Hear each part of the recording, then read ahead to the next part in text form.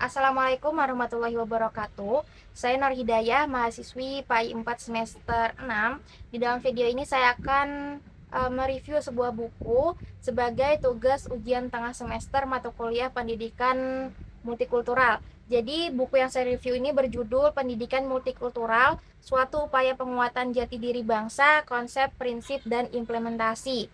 Karangan Dr. Andes Yaya Suryana MAG dan Dr. H. Arusdiana MM yang diterbitkan oleh CV Pustaka Setia pada tahun 2015 di Bandung dengan 356 halaman. Jadi buku ini berisi 13 bab yang akan saya review secara singkat dalam video ini. Di dalam bab 1 ini dijelaskan bahwa Indonesia memiliki masyarakat majemuk yang terdiri dari berbagai suku, ras, adat istiadat, golongan, kelompok agama, dan strata sosial. Jadi di antara banyaknya perbedaan itu pastinya ada masalah yang membuat Indonesia ini menjadi terpecah belah. Masyarakat Indonesia terpecah belah. Contohnya itu konflik kekerasan, konflik etnis atau antar agama yang melibatkan tokoh agama, tokoh adat istiadat atau tokoh masyarakat dan warga-warga biasa seperti ibu-ibu dan pemuda-pemuda atau yang lainnya. Dengan kemajemukan ini terjadi karena keadaan geografis Indonesia yang terletak di antara Samudra Indonesia dan Pasifik, iklim dan struktur tanah yang berbeda di antara berbagai kepulauan di Nusantara ini. Jadi eh, untuk memecahkan konflik tersebut, masyarakat Indonesia harus melakukan kompromi dari berbagai atau berkumpul dengan pihak lainnya untuk mendapatkan jalan tengah bagaimana supaya menjadi damai kembali. Kemudian bab 2 yaitu manusia dan pendidikan, dijelaskan di dalam bab ini manusia adalah makhluk yang sempurna karena dibekali akal dan berpikir tentang kelangsungan hidup dan generasinya. Jadi dengan akal pula manusia dapat meningkatkan kualitas kehidupannya baik fisik maupun non fisik yang berlangsung secara alami.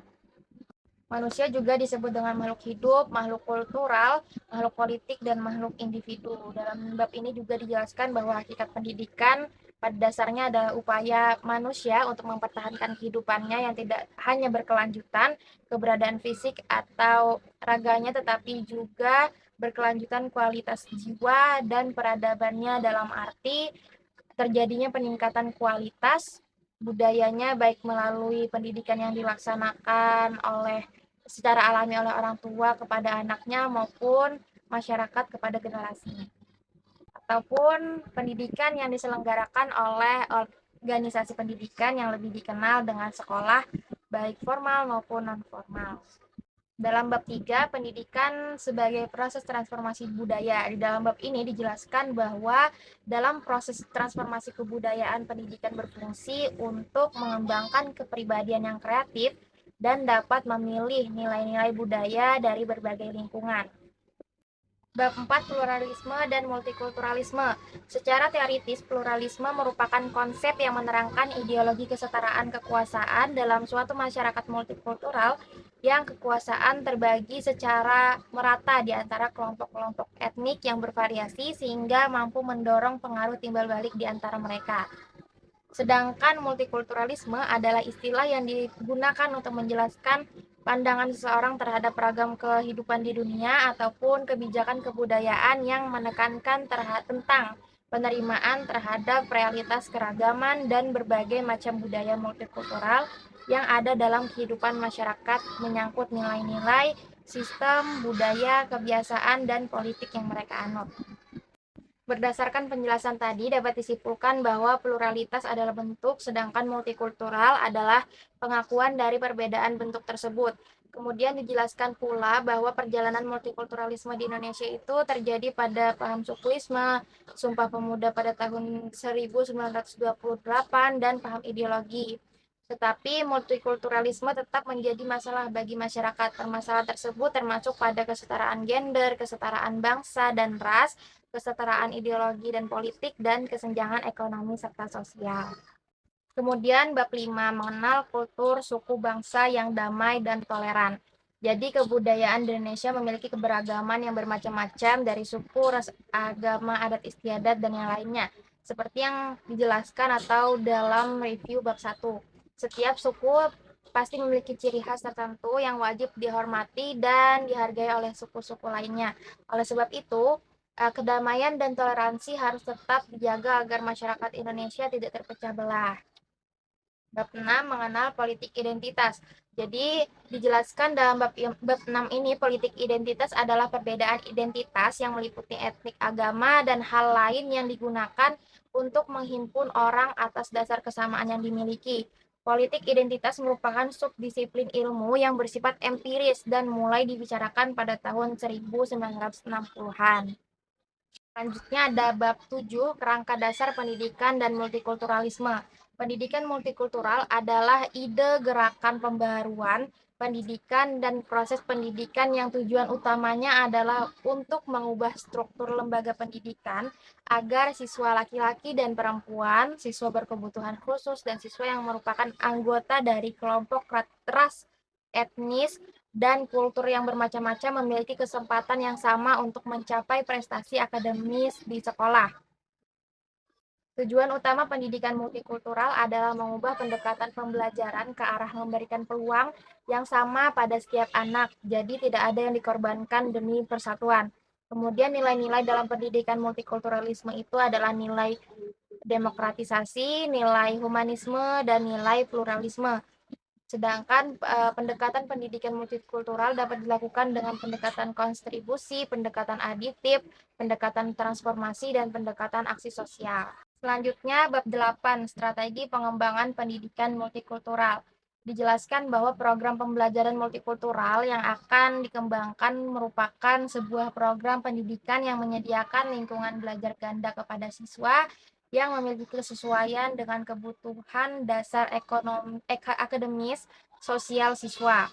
Jadi model pembelajaran dikembangkan dan akan diarahkan pada pencapaian kompetensi sebagai berikut, yaitu mengembangkan kompetensi akademis standar, mengembangkan kompetensi sosial, mengembangkan kompetensi akademis untuk menganalisis dan membuat keputusan yang cerdas, dan membantu mengonseptualisasi dan menginspirasikan sebuah masyarakat yang lebih baik. Tema pendidikan multikultural di Indonesia dapat berupa tema ketuhanan, tema kemanusiaan, tema persatuan dan kesatuan, tema kerakyatan, dan tema keadilan.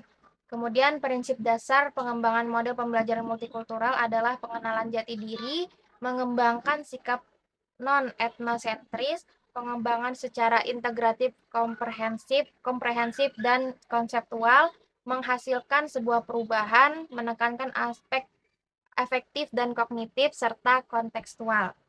Selanjutnya bab 9, implementasi pendidikan multikultural dalam praksis pendidikan di Indonesia. Pendidikan multikultural berbasis karakter keindonesiaan. Ciri khas bangsa Indonesia adalah kemajemukannya, yaitu keberagaman suku, ras, agama, adat istiadat, dan yang lainnya. 4 nilai yang perlu dikembangkan dalam pendidikan multikultural antara lain: 1.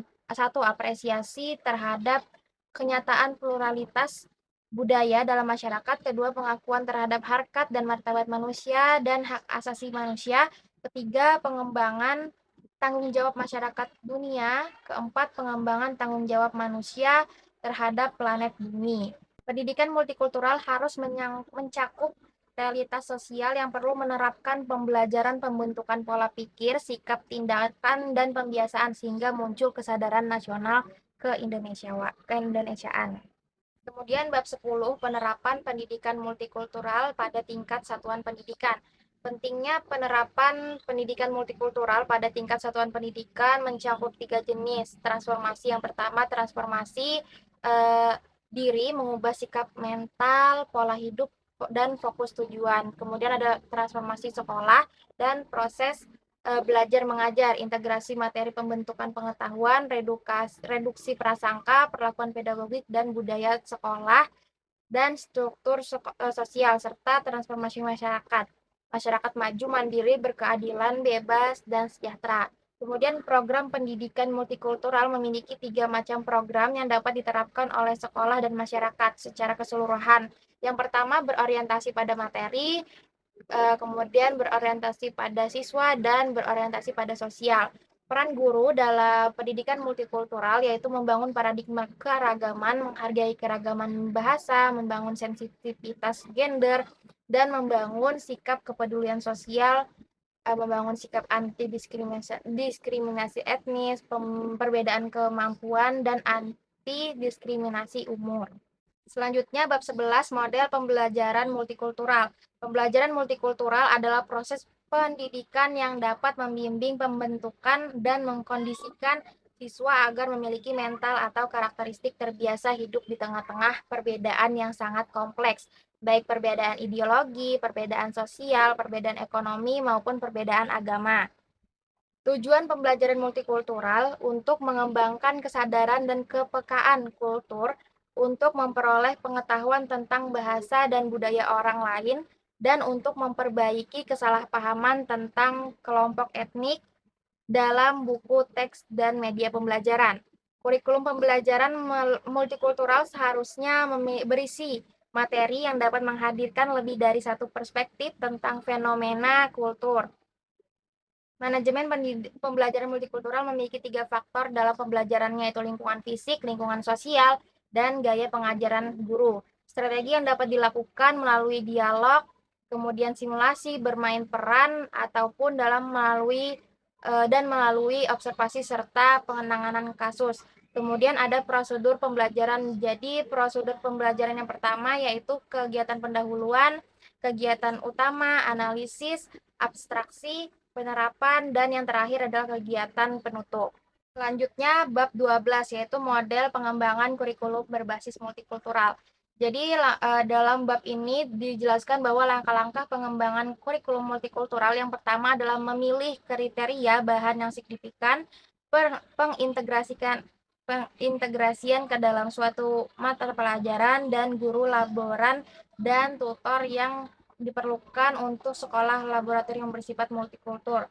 Pendekatan pengembangan kurikulum multikultural yang pertama, keragaman budaya menjadi dasar dalam menentukan filsafat teori model dan hubungan sekolah dengan lingkungan sosial, dan menjadi dasar dalam pengembangan berbagai komponen kurikulum, serta budaya adalah sumber belajar peserta didik. Selanjutnya ada tahapan pengembangan kurikulum. Pertama itu merumuskan visi, misi, tujuan sekolah, dan pengembangan diri, mengkaji standar kompetensi dan kompetensi dasar, kemudian mengidentifikasi materi pembelajaran yang bermuatan multikultural, kemudian mengembangkan kegiatan pembelajaran yang bermuatan multikultural, selanjutnya merumuskan indikator pencapaian kompetensi, kemudian menentukan jenis penilaian yang bermuatan multikultural, dan menentukan sumber belajar. Kemudian bab 13 yaitu bab terakhir, yaitu model pengembangan materi pendidikan agama Islam (PAI) dalam perspektif multikultural. Jadi pendidikan Islam yang berwawasan multikultural adalah suatu pendidikan yang membuat visi dan cakupan yang lebih luas, mampu melintasi batasan kelompok etnis atau tradisi budaya dan agama, sehingga mampu melihat kemanusiaan sebagai keluarga yang memiliki perbedaan ataupun kesamaan cita-cita. Nilai-nilai pendidikan berbasis multikultural ada nilai andragogi, perdamaian, inklusivisme, kearifan toleransi, humanisme, dan kebebasan. Kemudian karakteristik pendidikan agama Islam multikultural yaitu belajar hidup dalam perbedaan, menghargai, saling percaya, kemudian saling pengertian, dan toleransi. Pengembangan materi pendidikan agama Islam terdapat pada materi Al-Quran hadis, yaitu multikultural. Dalam Al-Quran yang dijelaskan dua diantaranya adalah pada Quran Surah Al-Baqarah ayat 185 dan Quran Surah Ibrahim ayat 1. Mungkin itu saja review buku dari saya, Nur Hidayah. Kurang lebihnya saya mohon maaf. Wassalamualaikum warahmatullahi wabarakatuh.